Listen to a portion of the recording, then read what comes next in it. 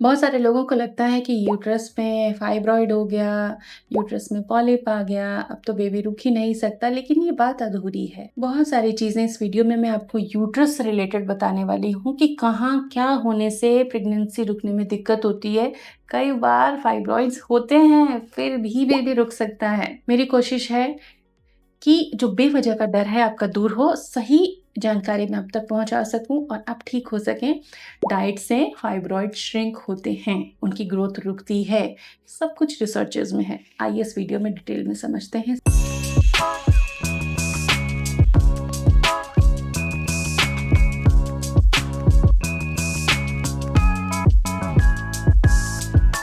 स्वागत है प्रेरणास fertility care में। डिस्क्रिप्शन बॉक्स में फर्टिलिटी मसाज की थेरेपी हर इनफर्टिलिटी प्रॉब्लम के लिए अलग अलग तरीके से इन डेप्थ प्रैक्टिकल गाइड के साथ दी हुई है।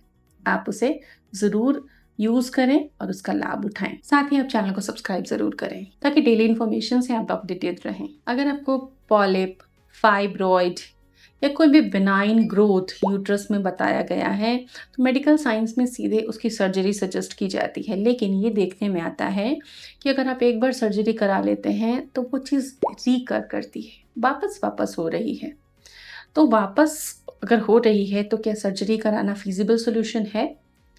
मैं कहती हूँ सभी केसेस में नहीं है। कई बार dietary and lifestyle changes से आप उनको कम कर सकते हैं, ग्रोथ रोक सकते हैं और फिर कंसीव भी कर सकते हैं। लेकिन इसके पीछे बहुत सारी चीज़ें हैं, बहुत सारे पॉइंट्स मैं आपको बताना चाहती हूँ। पूरा वीडियो देखें। सबसे पहला डर फीमेल्स को यही होता है कि यूट्रस में ये प्रॉब्लम आ गई, अब मुझे बच्चा रुकेगा क्या?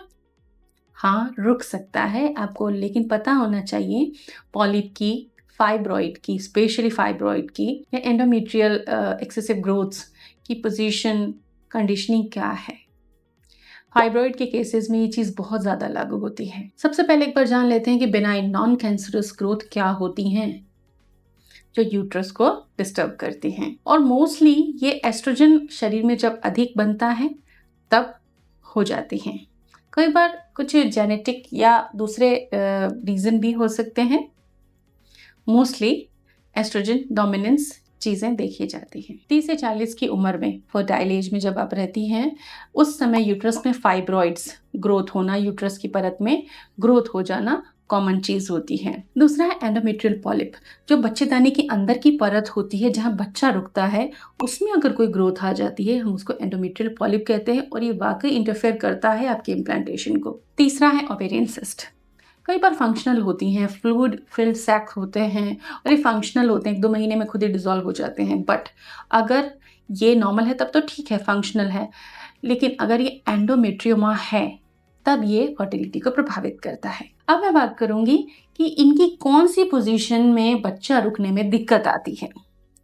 कहाँ पे फाइब्रॉइड हो तो बच्चा रुक सकता है, कहाँ पे फाइब्रॉइड हो तो बच्चा नहीं रुक सकता है। क्योंकि फाइब्रॉइड की कंडीशन में पोजीशन के आधार पर ही फर्टिलिटी को निर्धारित किया जाता है और ट्रीटमेंट दिया जाता है। तो सबसे जो हार्मफुल फाइब्रॉइड की पोजीशन होती है वो होती है सब यूकोसल फाइब्रॉइड्स। ये यूटेराइन कैविटी में अंदर जहाँ बच्चा रुकता है उसी जगह के आसपास होते हैं। ये कई बार इम्प्लांटेशन को ब्लॉक कर देते हैं, बच्चा को इम्प्लांट होने में प्रॉब्लम क्रिएट करते हैं। कई बार ये मिसकैरेज का भी रीज़न होते हैं अगर इम्प्लांटेशन हो भी जाता है, क्योंकि ये पास होते हैं, यूट्राइन कैविटी में है तो बच्चे के ग्रोथ में इशू क्रिएट करते हैं। तो सबसे डेंजरस कहा जाए तो सब म्यूकोसल फाइब्रॉइड्स होते हैं। दूसरे हैं इंट्राम्यूरल फाइब्रॉइड्स। तो जो यूट्रस में मांसपेशी की परत होती है उसके अंदर इंट्राम्यूरल फाइब्रॉइड्स होते हैं। अगर 4-5 सेंटीमीटर तक हैं, इसके नीचे हैं, तब तो ये रिस्क नहीं करते। लेकिन अगर इससे बड़े होते हैं तो ये ब्लड सप्लाई को डिस्टर्ब करके और मॉडरेट टाइप का रिस्क आपको प्रेगनेंसी को क्रिएट करते हैं, लेकिन ये बहुत रिस्की नहीं होते। तीसरा है सब सिरोसल फाइब्रॉइड्स। अगर आपकी रिपोर्ट में सब सिरोसल फाइब्रॉइड्स हैं तो ये यूट्रस की जो रचना है, जिसके खोखली रचना जो यूट्रस की है, जिसके अंदर बच्चा रुकता है, उसके बाहर की तरफ है।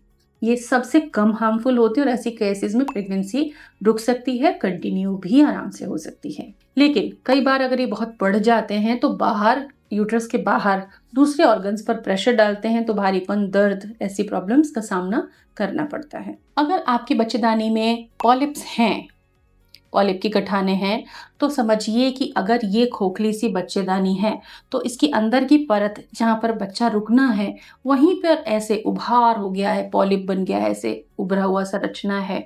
जैसे कि सड़क पर स्पीड ब्रेकर आपने देखा है बिल्कुल इस तरह से, तो ये छोटा भी अगर हो ना, तो बच्चा रुकने में दिक्कत करता है। जनरली इसकी एक मेडिकल छोटा सा प्रोसीजर होता है, स्कूप आउट, जैसे आइसक्रीम आप स्कूप करते हो ना, बिल्कुल इस तरीके से क्लिनिकली शॉर्ट 1 डे प्रोसीजर में, फ्यू आवर्स प्रोसीजर में इसको निकाल दिया जाता है, लेकिन बार-बार होने के चांसेस बहुत ज़्यादा होते हैं, तो समझ के आप इसको ठीक कर सकते हैं। ये एंडोमेट्रियल रिसेप्टिविटी डिस्टर्ब करता है, इन्फ्लेमेशन करता है।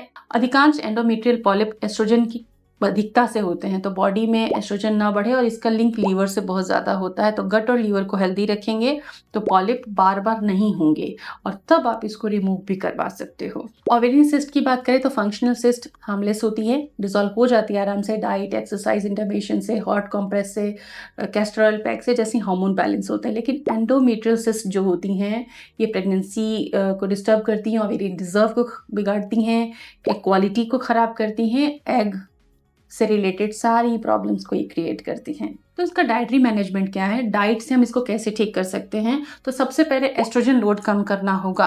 एस्ट्रोजन रिच जितनी भी चीज़ें चल रही हैं, सोए को खाना आप बंद कीजिए, एक्सेसिव डेयरी प्रोडक्ट्स को खाना, specially skimmed processed dairy product अगर आप खा रहे हो तो उनको आप बंद कर दो। क्रूसीफेरस वेजिटेबल में कंपाउंड होता है जो एस्ट्रोजन ब्रेकडाउन में हेल्प करता है, तो पत्ता गोभी, फूल गोभी, पत्ता गोभी का आप सूप डेली लो।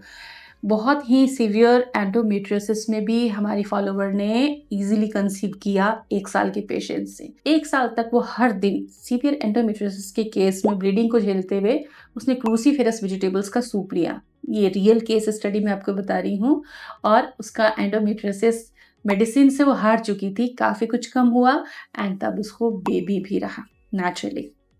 तो क्रूसीफेरस वेजिटेबल्स बहुत अच्छी हैं, यूट्रस अगर डिस्टर्ब है उस केस में इसका सूप आप एक बार जरूर लीजिए। क्रॉनिक इन्फ्लेमेशन रहता है यूट्राइन इश्यूज के अंदर, तो आपको इन्फ्लेमेशन कम करना होगा। इसके लिए अखरोट आपको रोज खाना, और आलमंड्स भिगोकर 4-5 हर रोज आपको खाने हैं।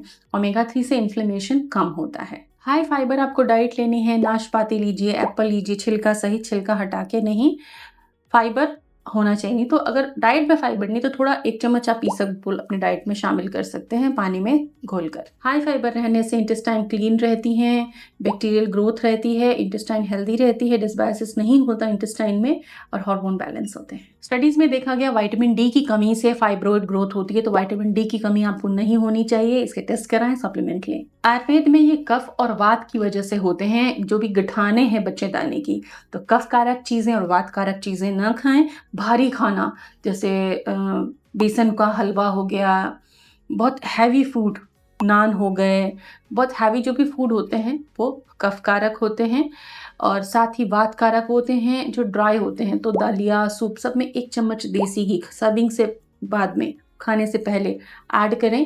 घी जो है नरिशिंग है, स्निग्ध चीज़ों को ऐड करेंगे, वात रिड्यूस होगा। तो ये इंटरवेंशन आप करें, डेफिनेटली आपको आराम होगा। Thank you.